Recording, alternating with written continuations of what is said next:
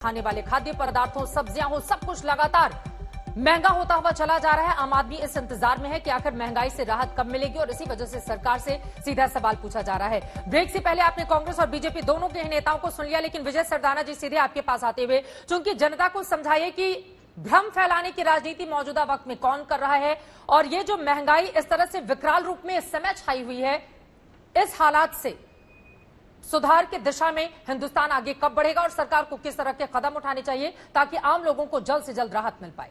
विजय सरदाना जी, देखिए, बहुत महत्वपूर्ण सवाल है आपका। मैं 2 लेवल पे इसका जवाब देना चाहूंगा। करीब 1-1.5 मिनट का टाइम लगेगा। सबसे पहले तो मैं इस देश की जनता को यह कहना चाहता हूं, ये जिस समस्या से आप झेल रहे हैं, ये आप और हमारी देन है। जब भी कोई पॉलिटिकल पार्टी अपना इलेक्शन मैनिफेस्टो डिक्लेयर करती है और उसमें लॉलीपॉप देने की बातें करती है, हम आपको ये फ्री में देंगे, वो देंगे, इस देश की जनता को पूछना चाहिए इनका पैसा कहां से आएगा। क्योंकि जहां पे बेसिक इंफ्रास्ट्रक्चर पे, सप्लाई चेन पे, कोल्ड स्टोरेज पे, टेक्नोलॉजी पे पैसा लगना चाहिए था, वो लॉलीपॉप बांटने में निकल जाता है और हमारे को फिर बाद में महंगाइयां झेलनी पड़ती हैं। राजनीतिक दलों को कुछ नहीं होता। इसीलिए सबसे पहला मेरा निवेदन है कि हर इलेक्शन मैनिफेस्टो का इकोनॉमिक एनालिसिस और फाइनेंशियल एनालिसिस होना चाहिए। यह देश की जनता की जिम्मेवारी। अब आते हैं बात, इस देश में रास्ता क्या है आज के हालात को देखते हुए। देखिए, इस देश में बहुत ज्यादा डाइवर्सिटी है। हमारे यहाँ बीपीएल फैमिलीज भी हैं, हमारे यहाँ मिडिल क्लास भी है, अपर क्लास भी है। एक फॉर्मूले से काम नहीं चलेगा। मेरे 3 सुझाव है भारत सरकार के कंसिडरेशन के लिए। करना या नहीं करना वो उनके ऊपर है। जो बीपीएल फैमिलीज हैं, जिनको अभी आप राशन दे रहे हैं, इस समय जिस तरह से महंगाई बढ़ी है, मुझे लगता है कि अगर आप उनको 1000 रुपए के आसपास, नंबर कैन चेंज, 1000 रुपए के आसपास भी अगर आप मंथली ट्रांसफर उनके जनधन अकाउंट में कर देते हैं, तो जो महंगाई की मार उन पे पड़ रही है, जैसे 25 रुपए गैस का सिलेंडर बढ़ गया, थोड़े बहुत और खर्चे बढ़ गए, तेल का खर्चा बढ़ गया, दाल सब्जियों के रेट बढ़ गए, उनको कुछ रिलीफ मिलेगा, उनको महंगाई से कंपनसेशन मिलेगा और उस सेगमेंट को जरूरत भी है। बिल्कुल। दूसरा मेरा सुझाव है मिडिल क्लास के लिए, जिनको आप कैश ट्रांसफर नहीं कर सकते, जो सैलरीड एम्प्लॉयज हैं, अगर आप उनको टेम्परेरी, क्योंकि इनकम टैक्स वैसे भी बहुत ज्यादा लोग नहीं देते हैं, जो भी टैक्सेबल सैलरी के लोग हैं, आप उनको अगर थोड़ा इनकम टैक्स में रिलीफ दे दें टेम्परेरी, कि भाई ये हमें कोविड रिलीफ के माध्यम से दे रहे हैं, उनको थोड़ा सा एडिशनल सरप्लस कैश मिलेगा, वो घर का खर्चा थोड़ा और अच्छे ढंग से चला ले। ठीक है।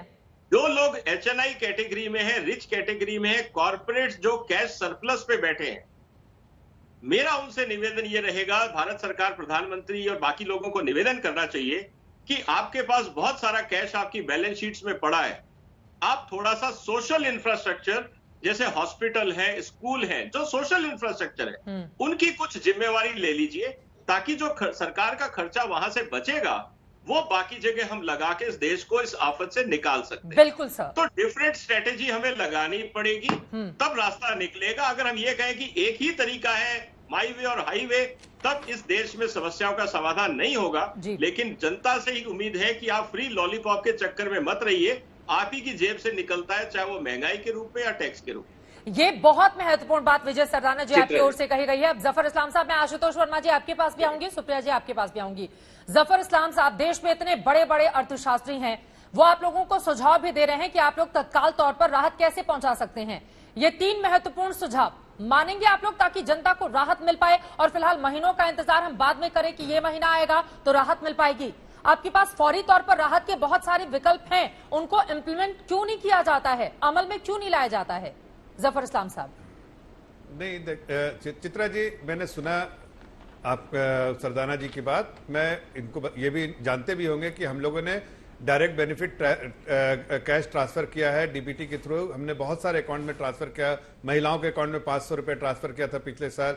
हम बार बार अलग अलग लोगों के वर्ग के लोगों को ट्रांसफर कर रहे हैं। इनके सुझाव है कि आप एक particular section of the society उनके लिए करें, जिनको राशन पहुंचा रहे उनके ओवर एंड अबव और भी कुछ करें। जाहिर है सरकार इस पर सोचती भी होगी, लेकिन हमने पहुंचाने का काम किया है।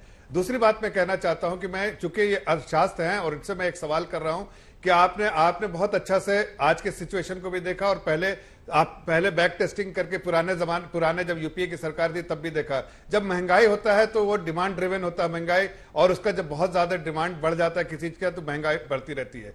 आप आज बताइए कि क्या अगर जिस वक्त देखते हैं कि आप इन्फ्लेशन जो है वो 6.2% है, WPI 12% से ऊपर है, और 2013 का नंबर है, CPI 11% है और WPI 3%। ये क्या दर्शाता है कि डिमांड ड्रिवन उस वक्त जो है वो इन्फ्लेशन था, मतलब मार्केट में बहुत महंगाई थी, इसलिए कि इनपुट कॉस्ट जो उस वक्त बहुत कम थे। WPI बताता है कि रॉ मटेरियल कॉस्ट जो है वो कम है और इसलिए इनपुट कम कॉस्ट थे, इसलिए WPI नीचे था। आज एकदम रिवर्स सिचुएशन है पूरे दुनिया में। देखिए, अगर आप हम बोले कॉपर का दाम 5 साल उठा के देखिए और आज का देखिए तो आपको बराबर लगेगा। आज सस्ता है कॉपर 5 साल से, आपको 1 साल का चुके हम WPI में ईयर ऑन ईयर बेसिस देखते हैं। 2 साल के बेसिस पर अगर इन्फ्लेशन देखिएगा तो मात्र 10-12%, 17% बढ़ा है। वो बहुत बड़ा आफत नहीं आई है, लेकिन चूंकि इन्फ्लेशन कैलकुलेट का तरीका जो है वो 1 साल के ईयर ऑन ईयर बेसिस पे देखते हैं WPI और CPI का जो है वो, मैं कह रहा हूं खुद कि सिर्फ डिसरप्शन जो अभी आपको, लोग खाना पीना तो नहीं छोड़ते हैं ना,